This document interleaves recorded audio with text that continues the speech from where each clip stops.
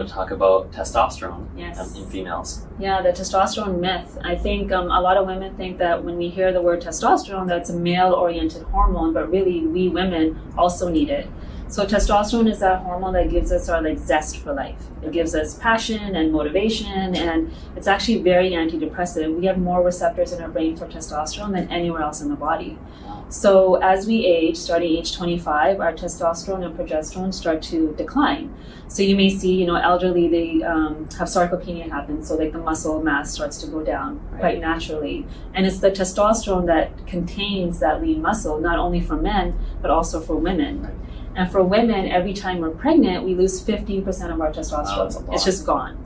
So that's like nature's birth control. So then we have to do things to upregulate that testosterone. And David's great at teaching you that with exercise, because that's one way of increasing that growth hormone, increasing testosterone, to allow us to have energy, motivation, libido, because that's a huge thing. A lot of women, as we age, our libido starts to fall. Like I said, we're losing a lot of our testosterone, which is affected by stress.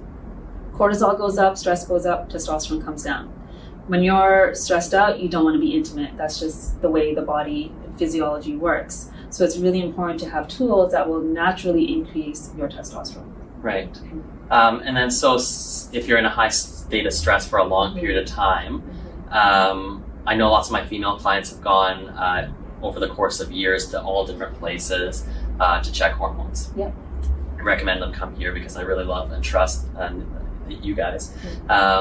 But so the question often is they see somebody and then they give them progesterone injections or cream. Yeah. And then they try to modify the estrogen. But I never heard them talking about testosterone. Is there a way to stimulate that more other than just exercise too? Yeah, absolutely. So when you look at testosterone, if you're getting blood work done, there's different things that you're looking at. You always want to look at your free testosterone, like what's available in the blood for your body to bind up. And something called SHBG is really high in a lot of women today because we have so much toxicity coming in from the environment that upregulates our false estrogen, telling that testosterone to take a back seat. So ways to upregulate the testosterone then is to detox, and also making sure we're not drinking out of plastic bottles, looking at BPA free, looking at the products that we're using, making sure they don't have hormone disruptors in there so that it's not depleting our testosterone. Right. And even for men today too, there's a lot of men with prostate issues and things like that are dealing with more of an estrogen overload and a testosterone decrease, and that's why that's happening. So to answer your question about increasing testosterone, and fasting is a great way too. And I know Dr. Nick talks to you a lot about fasting, but if we work out first thing in the morning without eating, we increase our testosterone and growth hormones. So that's one way that women can also implement that.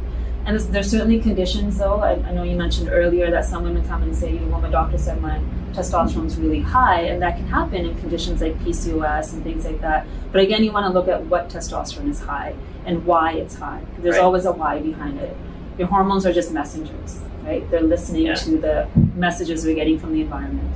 Yeah, and that's the other thing. So I occasionally when I have to go to a normal medical doctor, but as much as I can, I go to a naturopathic doctor and then see the bigger picture, because even what you study, even the lab reports that I'm not saying anything negative about a normal medical doctor, but sometimes they only ask for a certain thing. Right. And until you're really adamant about check all those boxes. I went through it in my life. I know family and friends, and I didn't know as much as I do know today, but it's just through trial and error and hearing and stories and experiences of other people and myself that it's like, okay, you want to check all these markers and then see that whole picture and be like, okay, well, this says it's fine, but these are slightly off. Maybe it's because of this, and it's just... Yeah, it's all interrelated, especially for women. The hormonal system's so intricate. Yeah. So we even do urine testing to look at metabolites and to see what your body's actually holding on to, what it's letting go of. So there's lots of different ways of looking at that. So what would be a way if a female is like, I'm not sure if my testosterone is right, what would they do? Yeah, so I would go to your doctor that you're working with and ask them to give you a requisition to test your testosterone. So you want to look at free testosterone and SHBG, estrogen, DHEA, and progesterone.